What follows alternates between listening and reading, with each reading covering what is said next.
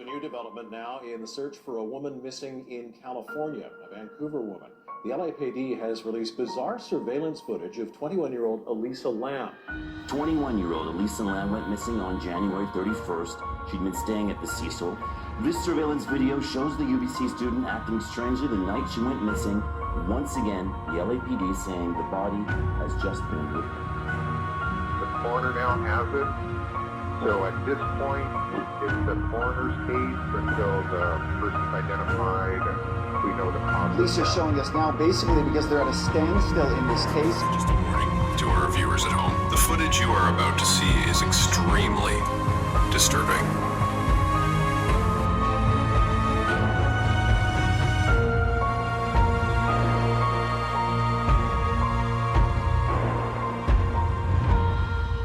Good evening, everyone, and welcome to the Common Anomaly podcast. Today, we're talking about the Elisa Lam case. It's a really interesting cold case file, I guess one of the most compelling unsolved mysteries of the 21st century. I, of course, am your host today, Stuart James. Joining me today, Clayton James. How's it going, brother? It's going good today. I'm really excited for this topic. This is going to be an interesting one. I think we're going to have no time or no problem filling an hour. Yeah, you said it's an unsolved mystery. Officially this case has been closed. It's been solved. But officially, I think in the court of public opinion, I don't think this one will ever be solved. Maybe a better term would be most talked about.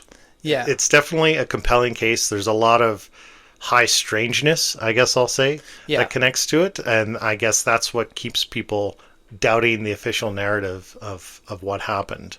But yeah, we're going to get into it. We're going to get right into it. But just before we do, I think this particular case, this topic, I think is worthy of a bit of a PSA/trigger warning for our audience. Don't you think?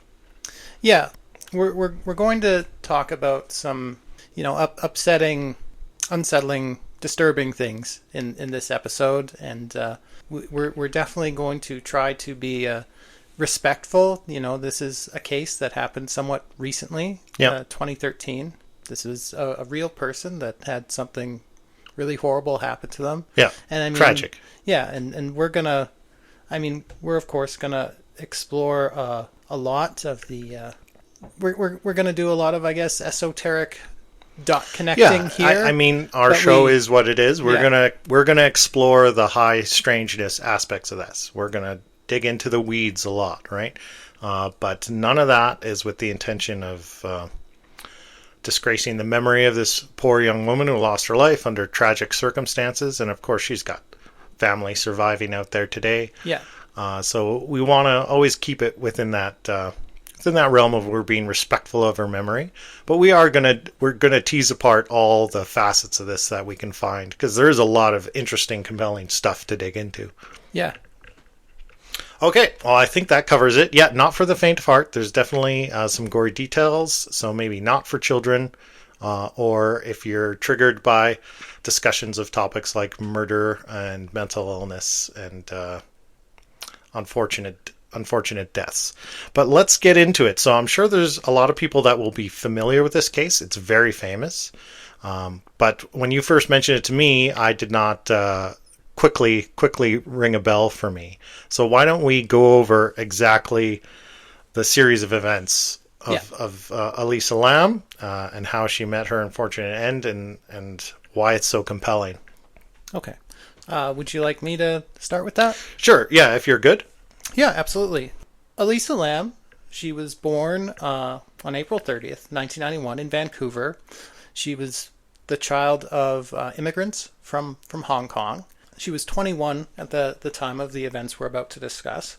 She had been attending the University of British Columbia. She was on a bit of a break. She was taking some time off from school.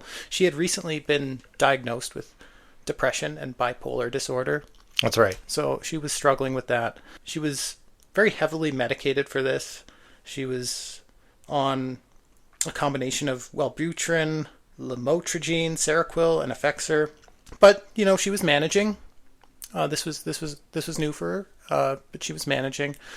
She decided she was going to take a solo trip down to California.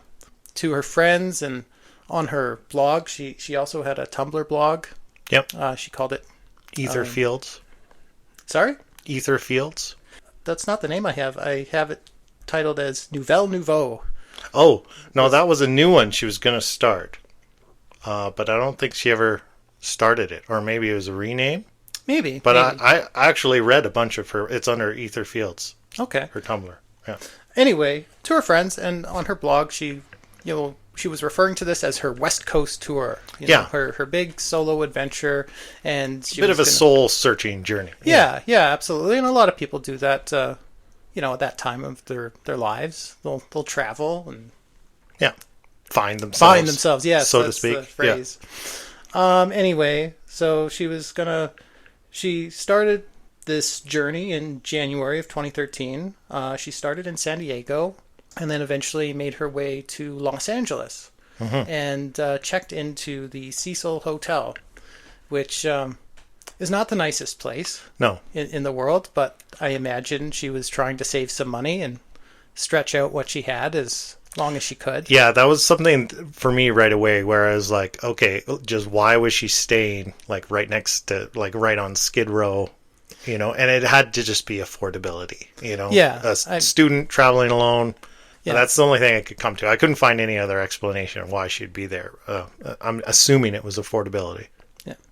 Anyway, her parents were not the happiest that she was going on this trip. They were very worried about her, but she promised she'd phone them every day. Yeah. Which she did. But then on January 31st, the phone calls stopped. And her parents became very concerned after a couple of days of not hearing from her. Yeah. And she was reported missing on February 1st. They called to the hotel. The hotel says she's not here. She never checked out, but she's not here. We have all her stuff.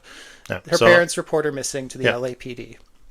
Immediately a missing person case. Yeah. Yeah. An investigation starts. They, distribute flyers around the area with her picture.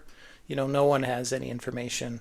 And then on February the 6th, the police searched the hotel with sniffer dogs and everything. They searched the whole hotel. There's no sign of her. The sniffer dogs, they don't find anything. Then on February 14th, the case has kind of hit a dead end. Yep. No one's come forward with any information. She's been missing for a while now. The police released this CCTV footage to the public, which is kind of the last time she's captured on video. And it's some very bizarre footage. And this got the case a lot of attention. Yeah. And arguably why it's still so talked about today. The biggest piece of evidence in this case is the elevator footage. Yeah. So she is seen getting onto an elevator and behaving very oddly. Yeah. She kind of leans down and presses every button on the elevator. And then she kind of squeezes into a corner of the elevator like she's hiding. Yeah. And then she pokes her head out, looks around. Looks both sides like she's looking for someone down the hall or something. Gets back in the elevator, pushes all the buttons again, gets out, turns to the side, and starts gesturing in a really unsettling way. Yeah. Yeah. It looks for a while as if she's speaking to someone that's not visible in the frame. Yeah. But she's moving or her someone hands. Just outside of the elevator doorway. She's moving her hands in what people often describe as a very unnatural looking way. There was some speculation, I guess, that she may be double jointed just because the wrist movements are so kind of bizarre and eerie, like you say. She looks, quite frankly, she looks like a person that's being possessed, almost. A lot of people make that comment. Yeah, it's very odd. Yeah, it's very odd. And it's an elevator, camera. Yeah. It's not the highest resolution or anything. But yeah, it is kind of odd, and to me, it almost looks like her fingers are oddly long. Yeah, I noticed that too. Like, I watched this piece of footage dozens and dozens and dozens of time over the past week in preparation for this episode, and I kept fixating on that when she's moving her fingers hands. It looks weird. As if her fingers have elongated. Yeah, it's really freaky, and that could just be like camera pixelation weirdness. I even had AI analyze stills of course this she did. video. Of course you and did. said, "What is this? Why do her fingers look so long? What's going on here?" Did you get anything out of that? AI said that's most likely a result. It did agree. Her fingers look extremely elongated. Yeah. It's a most likely result of the low image resolution of the camera, the low frame rate of the camera, causing her fingers to look like they're trailing. Yeah. Right. And just the lighting in general. But yeah, it is the whole effect is very unsettling. Yeah.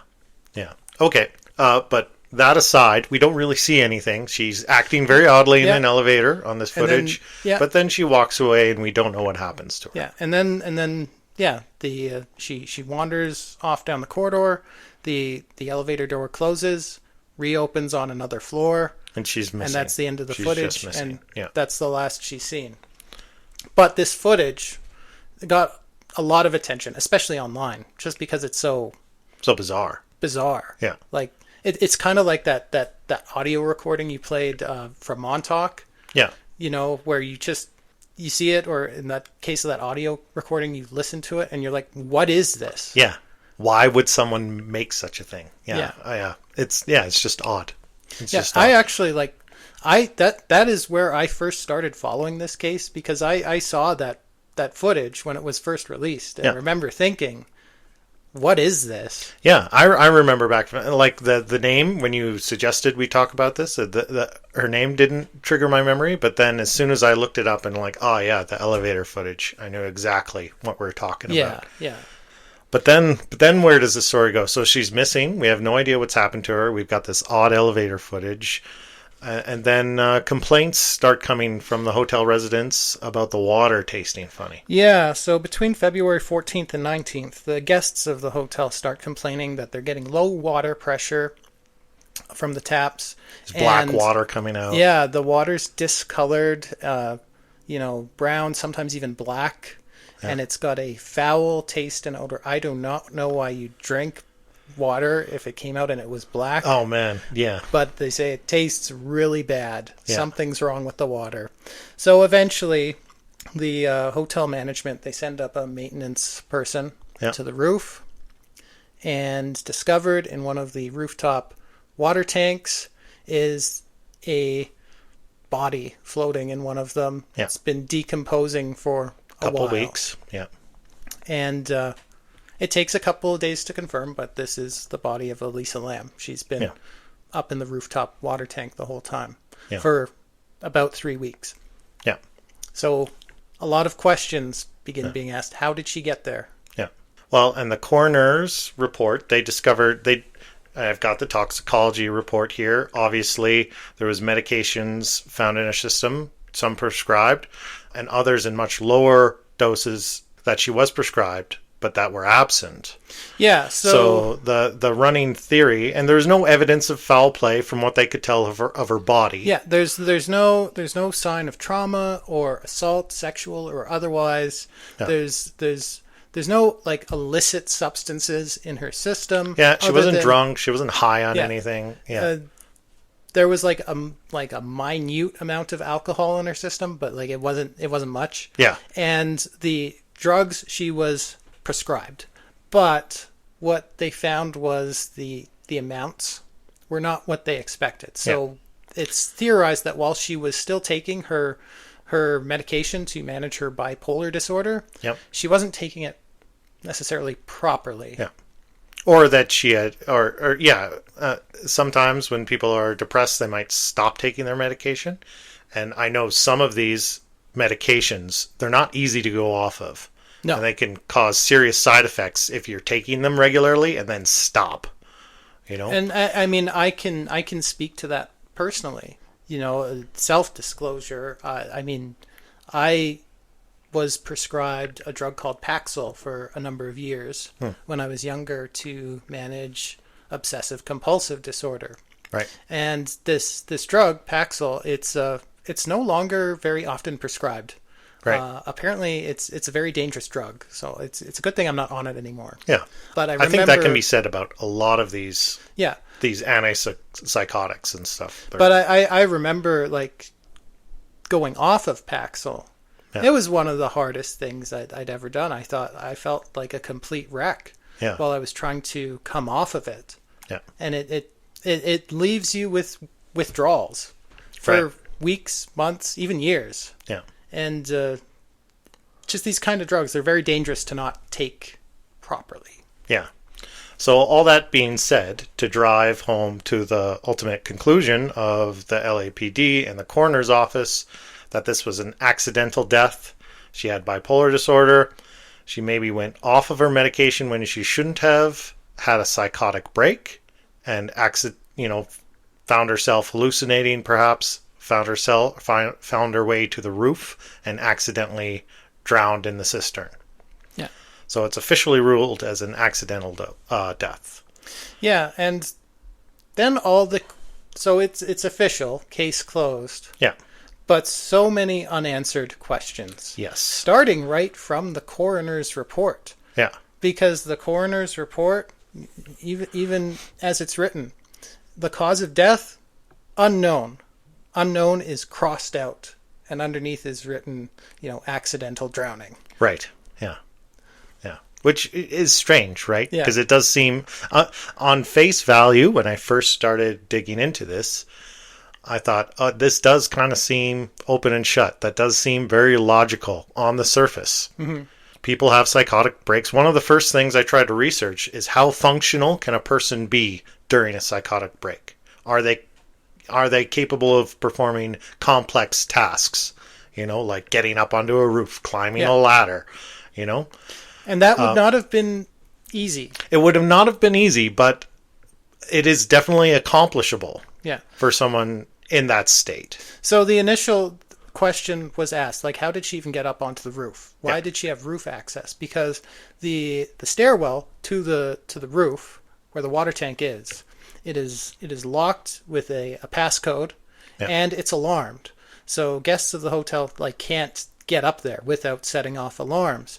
The only way to get onto the roof, there is a secondary way to get onto the roof, which is up the fire escape. It was later found that this is a common problem. When they do maintenance checks on the roof, they find all sorts of graffiti. Sometimes they find people just hanging out up there. Yeah, people go up there to take photos. It apparently has a great view of Los Angeles. Yeah. And I even found I didn't flag it for reference, but I did find a YouTuber that after the case became famous went to the Cecil and was able to get onto he was testing the theory, how hard would it be to get up?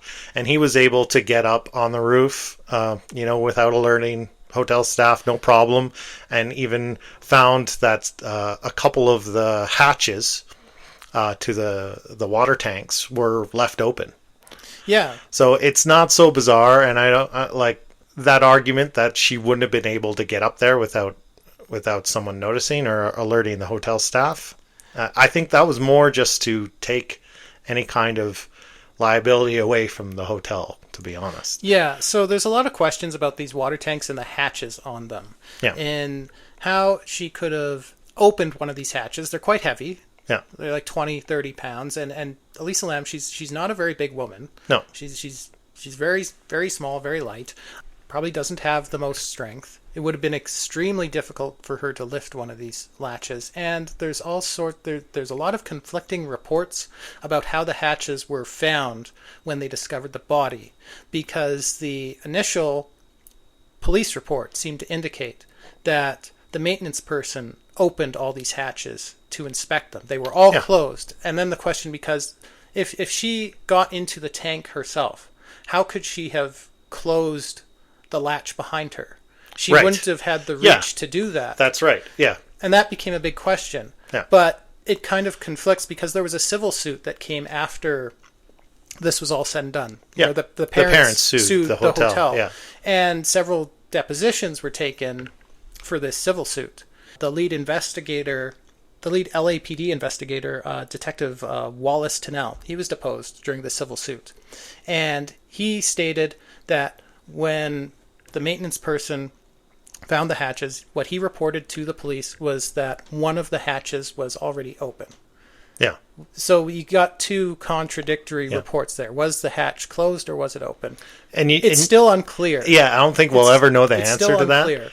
Yeah, it's unclear. And I mean, obviously, it seems like they could be left open because shortly after this case, a random YouTuber, went to investigate and found the hatches left open on some of the tanks. So it's reasonable to assume that they could have been open. Again, that's a big question that we just don't know the answer to. If she got herself in, how could she have closed the hatch behind her if that was indeed the case? And of course, there's implications to why hotel staff might not be totally forthcoming about how they found the tank. Because you think if the maintenance person reports the hatch was closed, I opened all of them to check. I mean, is that the hotel saying just say that? Because you think you're leaving the hatch is open, the hotel's water supply is open to the open air. Yeah. Does nobody check on that periodically? Totally. Yeah. Anything could get in there. Is that even secured in any way? Yeah. It looks like, even aside from Elisa Lam, just on its own, that being left open and no one noticing it for 3 weeks. Totally. It's extreme negligence on the part of the hotel. Absolutely. Yeah. So, there would have been a motivation for the hotel to lie about that. Mm-hmm. For sure. Okay. But there's a lot of other strange stuff about the hotel itself. Should we talk about the graffiti? You mentioned the graffiti really quick. So this is the first thing that drew an ire for me of could there be foul play involved? Yeah. So there was graffiti found on the roof. I don't have it here exactly what it read, but it was written in Piggish Latin. Yeah. Again, odd. I'm not sure how many of the residents of the Cecil and Skid Row are familiar with Piggish Latin, but it translated loosely to "I'm finished with her," and it appeared to be fresh. Mm-hmm. So you could surmise that that's a reference to murder and perhaps some kind of occult ritual. Yeah, perhaps, which it wouldn't be entirely strange in the historical context of the Cecil Hotel. There's been a lot of dark stuff that's happened in that hotel. Yeah, so, I mean, we can talk about the Cecil Hotel briefly. I mean, so the Cecil Hotel, it was originally opened in, what was the year here? It was in the 1920s. 1924. Yes, 1924, the hotel opened.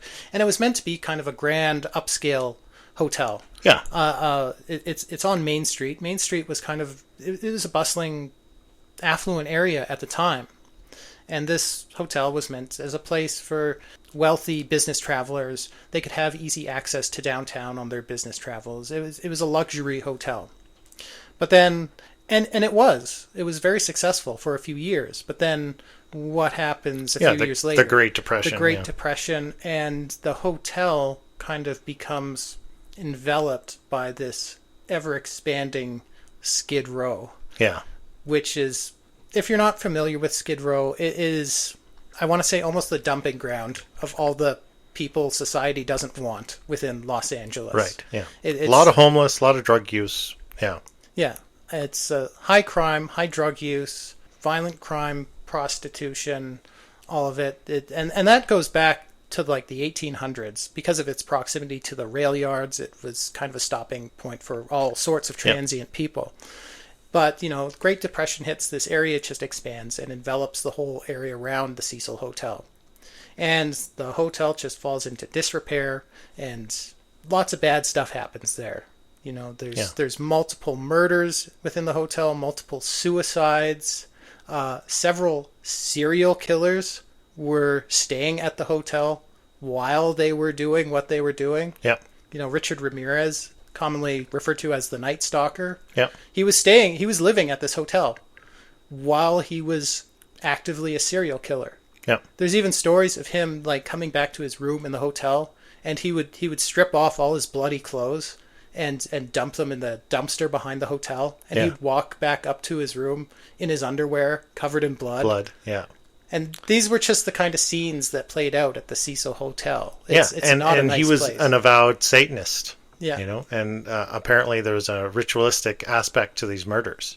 So yeah, some people have. There's definitely been the online speculation that she was killed by the ghost of Richard Ramirez. There's a key problem with that theory. Richard Ramirez was still alive. He was still alive. He was in jail. Yeah, he died in 2016? Yeah. I think. Yeah. So unless there's some kind of weird temporal retroactive something going on. Well, there's a lot of weird stuff going on with this case that we'll continue to get into, because the more you get into it, the more you're like, something weird is going on with this. It's just weird, right? But I will remind people, like, we're getting into highly speculative theories here, right? And it's like, the graffiti, it makes you raise an eyebrow. Like, could she have been murdered? Could this have been foul play? But again, no signs of struggle, no signs of assault, no fingerprints, no DNA. So it's like, where's the evidence? Yeah. And the other weird thing about the graffiti that just came up just briefly, her blog on Tumblr, it kept posting updates for months after she had died. Yeah. Another strange point. Yeah. It's a little unclear why it's theorized these were like pre-scheduled posts. But you don't have months worth of posts. Sorry? But you don't have months worth of posts scheduled in advance. Yeah, that's kind of strange. Right? The other theory is like someone hacked into this account after she had died. But it's interesting. I believe it was February 2nd. So a day after Elisa Lam is believed would have died. A post is made on her blog that seems it's a quote. I'm not going to read it because it's got language that would maybe not be so nice for the show. But this quote seems to make reference to some of the graffiti that is on the water tank she was found in. Right. I read that and I was like, it's almost like she's trying to tell us where she is. Yeah, from beyond the grave. Yeah. It's very odd. And it's like, you could think, well, obviously she was on that roof at some point, right? Yeah. So she could have been on the roof, seen the graffiti, wrote a blog post, and then fell in the tank and drowned. Yeah. But how weird would that be? Very strange. Now, very strange. And considering, back to what you were originally talking about, like how do you get onto this roof? You have to go out a window and to gain access to the fire escape. You've got to climb up the fire escape, and then to access the water tanks, you have to climb another ladder onto a platform. Yeah, that's a good 15 feet tall or something like that. And then climb another ladder onto the water tank itself. This ladder on the water tank, there's a lot of speculation about that too, because there's reports that there was no fixed ladder attached to any of these water tanks. They had to bring in a ladder whenever they needed to access it, and that ladder was absent when they found the body. And there's some reports saying no, there was a fixed ladder there that she must have used. Conflicting reports of this very basic seeming detail. Right. There's so many conflicting reports of it, which is I didn't specifically note that, but I feel like I saw crime scene reports on another video I watched about it, where there was photos from the roof during the investigation, and there was a fixed ladder. Yeah. I feel like. Don't quote me 100% on that. But anyway, so you gotta go through a window, up the fire escape, up 2 ladders, remove this. Might have been open already, but potentially have to move this really heavy hatch. How possible is that for someone in the throes of a psychotic break? Yeah, because you were kind of stating that, and I really wanted to hear what you came up with. What I came up with is it's definitely possible. I think it's 100% possible that she could have accomplished those tasks. Getting on the roof, climbing a ladder, lifting the hatch. I don't see a problem with that. If anything, my mind goes, it might have actually been easier for her to accomplish those things in the throes of a psychotic break. Right? Because I can see that, a person in their right mind, they would be nervous from the heights of climbing a ladder without any kind of safety equipment that had you high up in the air on a super high building, climbing up the fire escape. Whereas if you're not in your right mind, those dangers might not be present in your cognition. Mm-hmm. So it might have been easier for her to execute those tasks. But I definitely found, for the substance she was on and historical kind of evidence and studies around people when they're in the throes of a psychotic break, they can absolutely perform complex tasks. Drive a car, climb stairs, or climb a ladder, or whatever, what have you, right? Yeah. It's definitely doable. But if you're actively hallucinating, it feels like there's a lot of puzzle pieces that have to fall perfectly in line, that you end up in that circumstance in the first place. They end up following in this water tank. Yeah. But I wonder if I've got that. I might have to dig for a minute here, but I did find something about one of the medications and there being a link to being drawn to water. Interesting. Being drawn to sources to water. I can't remember.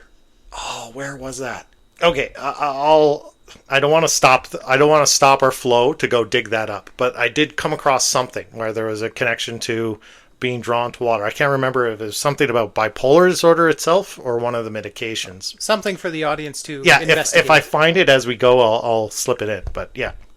Anyway, so there's, again, this case is just riddled with conflicting reports and just lots of questions. I mean, even the surveillance footage, the famous or infamous surveillance footage, the timestamp has been kind of garbled and blurred out of that surveillance footage. There's a missing minute. But people have looked at it and said this footage has been edited.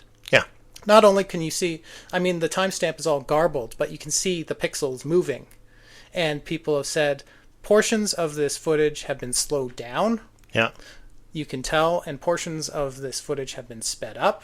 For what purpose, we don't know. People have said there's also been cuts made to this footage. Yeah. Because she does wander out of frame just a few times in that footage. Yeah. Where cuts could have potentially been made. What do those cuts hide? Another person, perhaps? For what purpose were those cuts made?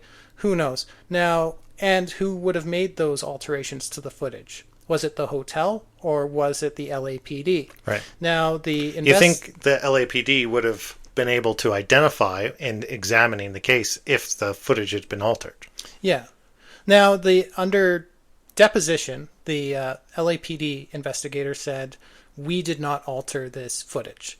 I cannot speak to if it's been altered or how it's been altered, but I can tell you we did not alter it. The footage that you see all over the internet, that is the same footage I initially saw." Yeah. Again, the LAPD is not monolithic. Yeah. He might be lying, or it might have been edited by someone else and he didn't know, or the hotel might have edited it, but people have determined that edits have been made to this or footage. There may have been a motive to not notice, to be willfully ignorant, Yeah. I could not think of a reason what that motive would be, but I don't know. It's odd. It does make me think about the other odd thing that jumped out at me about this is, at the time, the CDC was running a project in the area, doing a study on tuberculosis. Yeah. And shortly after this, I believe there was a massive tuberculosis outbreak in the area on Skid Row. And the name of this project just happened to be Lam-Elisa. Well, Lam-Elisa refers to the test that detects tuberculosis. Yeah, it's a test. Yeah. And that name is an acronym for a bunch of things I cannot pronounce. Yeah, I did have it. Again, I didn't write it. It's kind of like the tests we all had to do during COVID, the PCR tests. Very much so, yeah. Those letters stand for things I cannot pronounce. Yeah. But Lam-Elisa, it's also an acronym, and that's the test they use to detect tuberculosis because there was an outbreak on Skid Row around the time of these events. And this test, there's a huge public health response, and these tests were being deployed. Lam-Elisa. Yeah.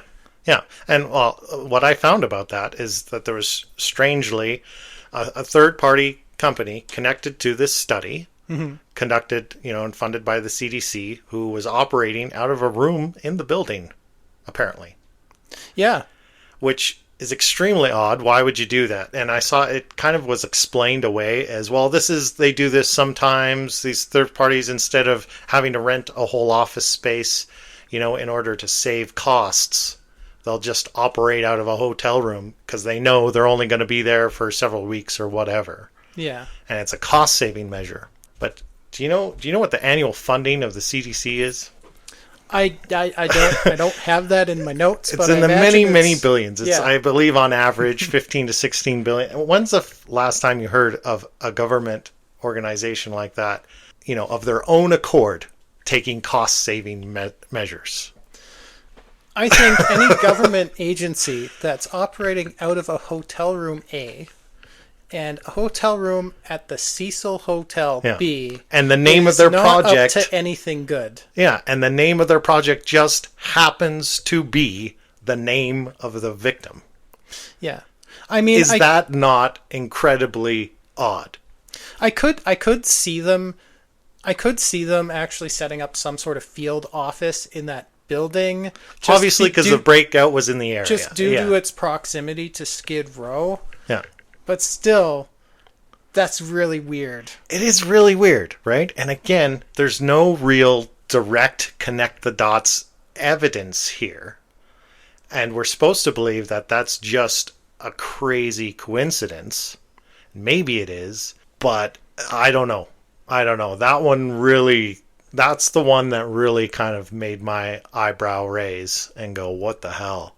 What the hell, right? And I mean, that's one of the more in-your-face synchronicities with this case. But there are a few more.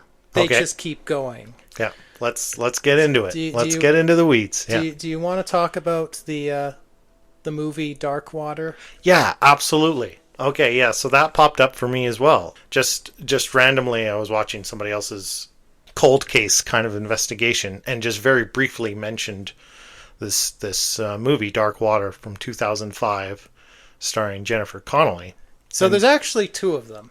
Right. Because there's there was this whole trend in the early 2000s of Hollywood kind of remaking Japanese horror movies. Yeah, because they're so good. It was the Ringu, it was remade as The Ring. Yeah. Ju-on was remade as The Grudge. Yeah. And Dark Water was remade as Dark Water, the American version. And you were texting me earlier in the week, and like, if you have time, watch this movie. I was like, definitely watch it. It freaked me out, I have to tell you, just because it's one of those cases where the details of that story are eerily similar, almost exact to this case, but it predates this case by nearly a decade. Yeah. So you watched the American version of this movie. I decided to be different, and I watched the Japanese version. But I mean, the storylines of the movies are pretty much identical. Yeah. So the movie involves this mother and her little girl moving into a new apartment building. The mother's in the middle of a divorce, and she moves into this kind of seedy apartment building with her daughter. Yeah. And it's the building in the movie. I mean, I watched the Japanese version. I can't speak to the American version, but the building in the movie becomes almost a character in itself. Yeah. It's definitely portrayed as like not a nice place. Yeah. It's a rough place, but this is what, this mother can afford. Yeah. And throughout the course of the movie, all these odd events start happening in the building, kind of like there's some kind of spirit stalking these two. Yeah. There's unexplained leaks. Yeah. Yeah. The water is foul. Yeah. And the daughter keeps being kind of drawn or lured up onto the roof near the water tanks. And there's all these water leaks in the building, and the water from the taps is kind of brown or black and foul smelling. And I mean, spoilers for like a very old movie, but this movie kind of culminates with the reveal at the end that they're being haunted by a spirit of a girl that drowned in the rooftop water tank. Yeah. It was freaky, honestly. It gave me chills watching it. Having spent a good chunk of the week researching this case and then watching the movie, it freaked me out. And it's another one of these cases, just like we've talked before on the show about there being, movies or books or whatever that predate real life events that seem to mirror them. Yeah. Like the Lusitania and Titanic one, right? Mm-hmm. Is just one example. Yeah. Where a novel is written about, this state-of-the-art ship that, sinks on its maiden voyage by hitting an iceberg. Yeah. Written a good decade or more, something like that, I can't remember, before the real life events occurred. Yeah. But I mean, like, again, we watched different versions of this movie, but I was struck by, even visually, there's a lot of seemingly nods to the Elisa Lam case. Yeah. Like, you watch the elevator footage with Elisa Lam, she's wearing like this red hoodie. The little girl in the movie, she's always seen wearing a bright red jacket. Right. And the fact that they even reference in the telling of the story of the movie that there's a camera in the elevator where the building super can see what's going on in the elevator. And it uses that perspective of the camera. There's a bunch in the elevator. of like shots in the movie that almost seem to mirror this exact elevator footage we saw with Elisa Lam. It was so weird. And even the names of the characters, not so much in the Japanese version, but in the American version, the two characters, the mother and daughter, the mother's name is Dahlia, or Dahlia, I don't know how you pronounce it. Yeah. But also feels like a reference to the Cecil Hotel, because one of the other infamous guests of the Cecil Hotel was Elizabeth Short, also known as the Black Dahlia. Yeah. And the daughter's name is Cecilia, which just has the name Cecil built right into it. Yeah, I caught that as well. Yeah, it's creepy. Yeah. It's creepy. And I don't know what to make of that. And it's strange that's a recurring theme you see where these fictional works, again, predate real life events to a high degree of accuracy. Again, just super high strangeness, right? Do you know, during the filming of the American version of this movie, Jennifer Connelly, while the movie was being filmed, her house flooded. Like all the plumbing started backing up, and her house just flooded while they were filming this movie. And it made me think that this case, like, we wanted to go into this because it seemed like the perfect kind of moment to do it in a natural progression from our past few episodes. And in that movie, definitely when you watch it, I'm not sure if it's similar to the Japanese version, but definitely utilizes liminality. Yeah. In the cinematography of the movie. And they even mentioned brutalism. I can't remember now, but I was watching like a hawk for any kind of reference to Saturn or a black cube. Oh my goodness. I don't think I ever found one. I can't quite recall. But it did feel like, we've kind of been on a road that led us right here, right? Yeah. And it's interesting you should mention that, because kind of why I suggested this case, coming off of our story on the back rooms, was another thing that's talked about when people look at this case, and the elevator footage specifically, is a phenomenon called the elevator game. Have you heard about this? Yeah, absolutely. It's kind of an urban legend out of South Korea. Yeah. What it is, well, people watch that footage and say it looks like she's playing the elevator game. So what this is it's sort of this ritual you've got to do by yourself. You've got to go onto an elevator. The building has to have at least 10 floors. Yep. And you get on the elevator and you hit the buttons: 4th floor, 2nd floor, 6th floor, 2nd floor, 10th floor, 5th floor.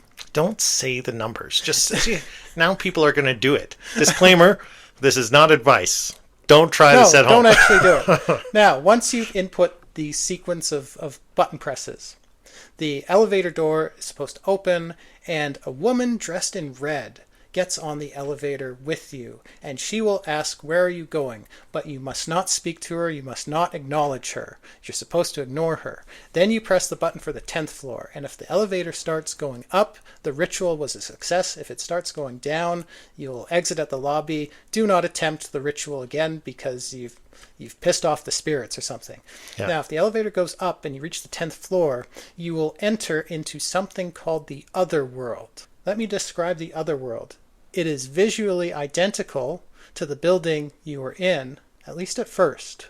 Everything is kind of dark and in shadow in the other world. Yeah. And the hallways seem to stretch out forever and loop back on themselves like some sort of non-Euclidean. You see where I'm going with this? Yeah. It's like the back room. Yeah. Any windows that are visible, there's just going to be an ominous blood red glow in the air outside, and the only thing visible outside will be a bright red cross hovering over the horizon. People describe the air feeling thicker in the other world, almost like water, and time ceases to have any meaning in this place. And this place is inhabited by entities, which sound a lot like the entities that inhabit the back rooms. Right. Now, you can leave the other world by getting back on the elevator and pressing that exact sequence just in reverse. Yeah. Although people, as this urban legend has developed, people have said, "Oh, I've actually done this. I've been to the other world." Right. Of but course. when I came back on 4chan. But when I came back, things were off. Time felt like it was broken. People that I'd known for years no longer remembered me. Right. And sometimes I feel like I never actually left the other world. I just progressed to another level of the other world, much like the back rooms. Right. And where am I going with this? This often comes up in discussions of Elisa Lam. People watch that footage in the elevator and they say, this looks exactly like the elevator game. Yeah. Like she's attempting to input a very specific sequence on the elevator. Yeah, it is strange. It does seem like she gets in the elevator and she hits a bunch of buttons in a sequence. But it's strange. Nothing happens. The elevator doesn't move. The doors don't close. Yeah, and again, what does she do after she hits all these buttons? She kind of pokes her head out the elevator like she's checking for something. Yeah. And then she looks frustrated when she comes back into the elevator, and then she leans really close to the keypad again and inputs a button combination again. Yeah. And then exits again, and that's where she starts doing all these weird things with her hands. Yeah. And it did make me think, okay, like, well, is she someone that would try something like this? It's basically the South Korean version of like Bloody Mary. Yeah. Right? Yeah, basically. But, and I don't know that much about her personality, but it is, I thought, worthy of note that she named her blog Ether Fields. And I was like, that's a weird reference. What is that? And it refers to games. Like there's a board game. Okay. I think that post was created post her death. Strangely, it's very esoteric and involves like hauntings and spirits and all this. But there was also a video game by the same name. So she could have kind of a proclivity for games like this, right? Yeah. It's not outside of the world of, possibility. But there's nothing in her blog posts that specifically speak to that. Did you read any of her blog posts? No, I didn't get into her blog posts. I couldn't find them. Oh, well, I read a few of them. I didn't. There's a lot there. I didn't read tons, but it is mostly just her kind of talking about her experience and very candidly about her depression. Yeah. And about her struggles in school and her bipolar disorder and all of that. Honestly, I found it hard to stomach reading it. Yeah. For whatever reason. And of course the comments are just odd because it's still posted and people still go and regularly comment. I don't know, it seems like a weird kind of perverse way to kind of include yourself into the story by leaving a reply comment after she's dead. I don't know. I mean, you see that happen with any kind of tragedy that gets enough public attention. People will try to insert themselves into the story. Yeah. But anyway, really odd stuff. Yeah. Korean elevator game.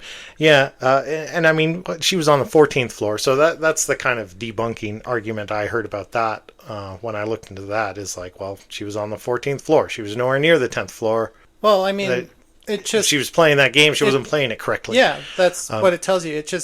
And I mean, this urban legend, it does kind of give a consequence to playing this game improperly. Yeah. In that you become trapped in this other world. Yeah. And I mean, what happened to Elisa Lam? She was entrapped. Yeah, and what is death but another world? Okay, all right. Do we have some other facets to explore here? Well, I mean, there's so much odd stuff going on here. I was racking my brain trying to come up with some sort of unifying theory. Yeah. Like, what's going on here? Yeah, because, I mean, we're hardly the first people to explore this case. Like what's going on here? I mean, honestly, have you ever heard of stone tape theory? Oh, absolutely. Yeah. In that, it kind of a few episodes ago, you were describing the phenomenon of panpsychism. Yeah. That, everything is conscious to some degree. Stone tape theory basically says that, kind of paranormal, ghostly phenomenon. They're not necessarily spirits that are haunting an area. Yeah, they're kind of echoes. Yeah. Basically, a place can become imprinted with all the trauma, all the horrible things that have happened there. Yeah. And it can, in a sense, become a trap that will draw more similar things toward itself. Yeah. Kind of like the hotel in The Shining. Yeah. It's one could argue that hotels are kind of hotspots for that activity, right? How many hauntings do you hear about a hotel? Hotels are kind of traps for hauntings. Maybe that's why. Especially hotels named Cecil for some reason. I mean, Calgary had its own Cecil Hotel. Yeah, and which was built at roughly the same time. Yeah. And they have oddly parallel histories. They both kind of became, hives of scum and villainy. I mean, Calgary's Cecil Hotel has been torn down. It was torn down in, 2016? Something like that, yeah. But, yeah, it was quite the infamous place, known for, murders, suicides, and crime. Yeah. Yeah, and you do have to wonder if that all those events don't psychically imprint upon the place itself. Yeah. And the Cecil kind of feels like that kind of place, like enough bad stuff has happened there. The building itself remembers. And, a girl like Elisa Lam, she's obviously in kind of a vulnerable place in her life. Yeah. She's probably going to be especially sensitive to that energy, I guess. Yeah. Yeah, perhaps. I also found, I'm just briefly going to mention this, because we're pretty close on time here, but I did actually come across a potential motive for murder by other residents of the hotel. Were these the roommates? The in the hostel? Roommates. Okay, so we can get into that later. We can get into no, that. No, I don't know if they're roommates, but there was this suggestion or this idea forwarded by other, internet sleuths similar to us, that there's residents in the hotel that are homeless or near homeless, right? There's several guys that live in the hotel or other residents that are basically homeless but kind of permanently reside within the hotel. Yeah. And at the time, there was a push to kind of gentrify the area, to clean it up, and to rebrand the hotel and create a more upscale, attractive hotel, which would directly threaten the long-term residency of some of these folks. Yeah. These folks residing in the hotel, and that the murder was more or less opportunistic, but throwing her in the water tank, to create this very public reason to create a continued negative impression of the hotel to prevent any of that from going forward, right? It was going to directly threaten the livelihoods of some of these residents. What do you think about that? I think if that's the case, it worked. Yeah. But if that was the case, you would think you would find evidence of struggle. You would find injury, right? Yeah. But I mean, what happens to the Cecil Hotel now? I mean, the hotel was it was closed for renovations in 2017, and when it reopened in 2021, it was no longer a hotel. It's now low-income housing. Yeah. And it's been rebranded as Stay on Main. Yeah.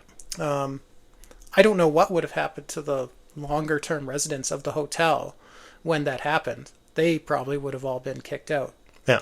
But yeah, there's another connection to the movie Dark Water, is that it's gone from being a hotel, because that would have been a discrepancy, because in the movie it's an apartment complex. Yeah. But what's happened to it? Just like you say, it's been repurposed from a hotel to an apartment complex, to low-income housing.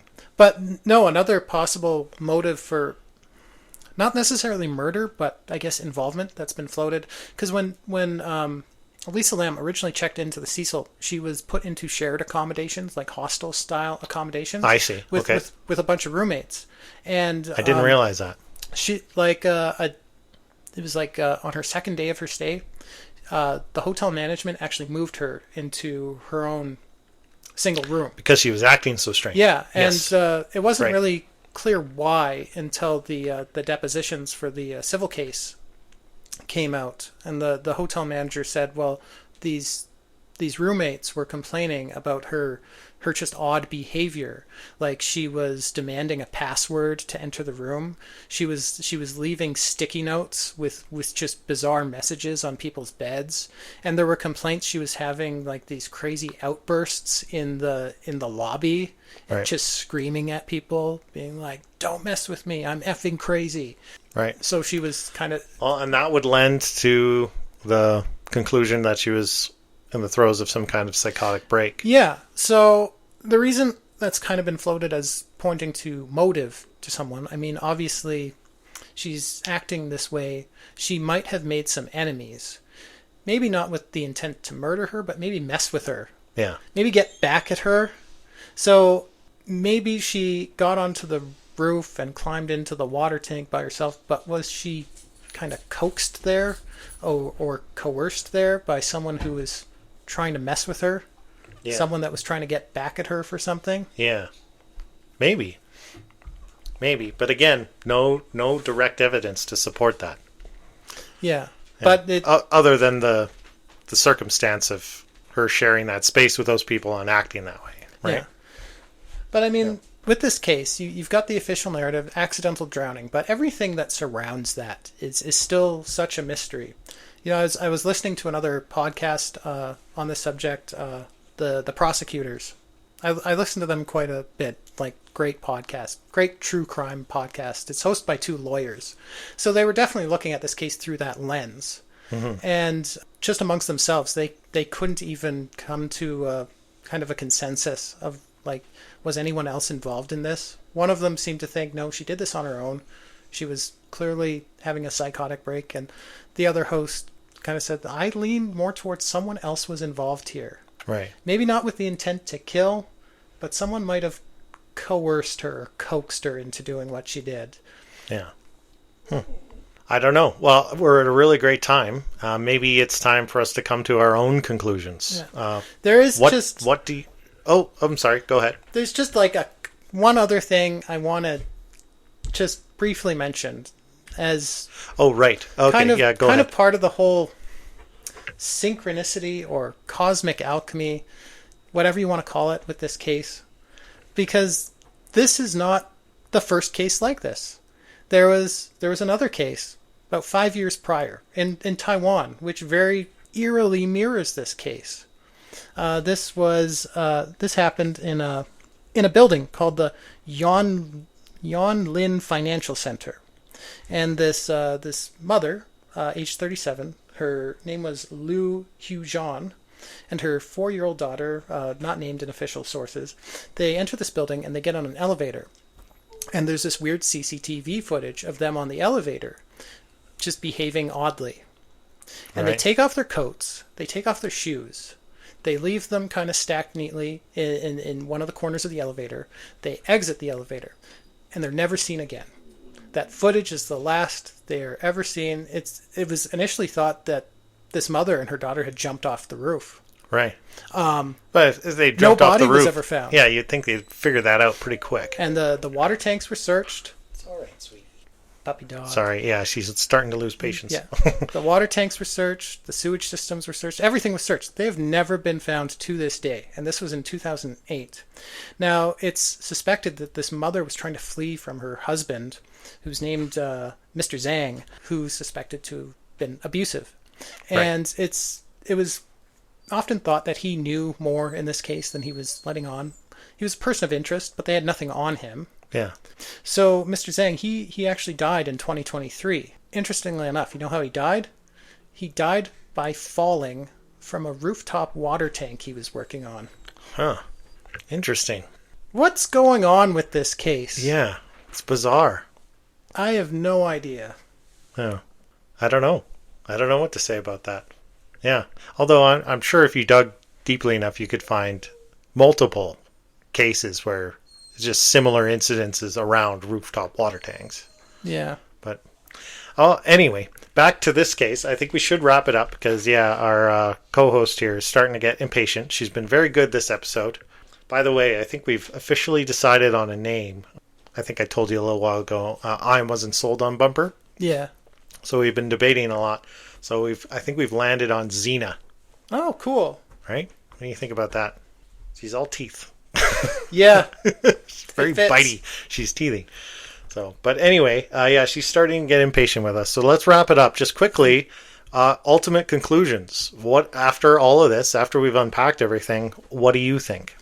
Honestly, I think something's going on, some sort of weird synchronicity. But I mean, despite whatever synchronicity or cosmic alchemy or whatever you think is going on with this case, whatever veil is thinning or whatever spirits are encroaching or whatever's happening, Elisa Lam, why Elisa Lam? In that she was in a vulnerable place. Yeah. She was in a vulnerable place, and she was definitely throwing out signs to everyone around her in that hotel that something was going wrong. Yeah. And what happened was, what does the hotel do? What did the people around her do? They kind of just shoved her aside. Yeah. They did. No one reached out to her. No one checked on her. They just kind of put her aside. I mean, it's kind of a microcosm of the whole story of Skid Row. Yeah. That whole neighborhood is just a dumping ground for the people society doesn't want, society can't be bothered with. And I think... Lost souls. Yeah. So regardless of whatever paranormal is or esoteric is happening here, I think the lesson learned has to be don't ignore people that are struggling like this. Yeah. And if you are someone who's struggling like this, reach out to people. Yeah. They're there. They might be hard to find, but they are there. People that want to help. Yeah. Ultimately, where I came to it is, I think 100% the official kind of narrative of the coroner that she was mentally ill. She was suffering a psychotic break, and she accidentally drowned. I think that's the simplest. That's Occam's razor. Yeah. That fits everything that we know factually happened. Mm-hmm. So I think that's what happened. All the high strangeness that surrounds it, I don't know. That maybe, to me, if that says anything, is that there was more going on in kind of the unseen aspect of our world that underlies everything. Yeah. Right? It's like when we talk about the Dyatlov Pass. Yeah. It's almost like areas have a history. And myths have power. And myths have power, and things have a way of finding a way to happen. Yeah.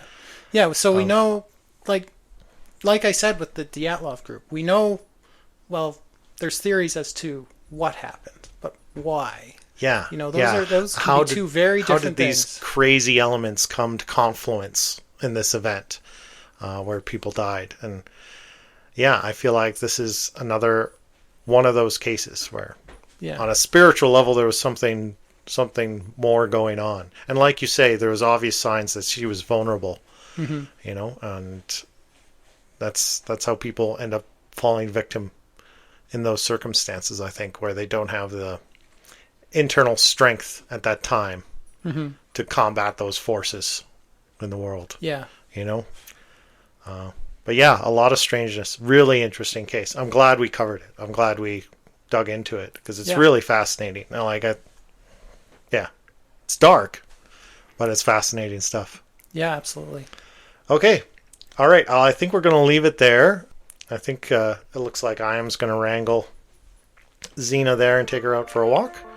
And the weather's lovely. I hope everyone has a great evening, and we'll see you next week. Good night. Good night.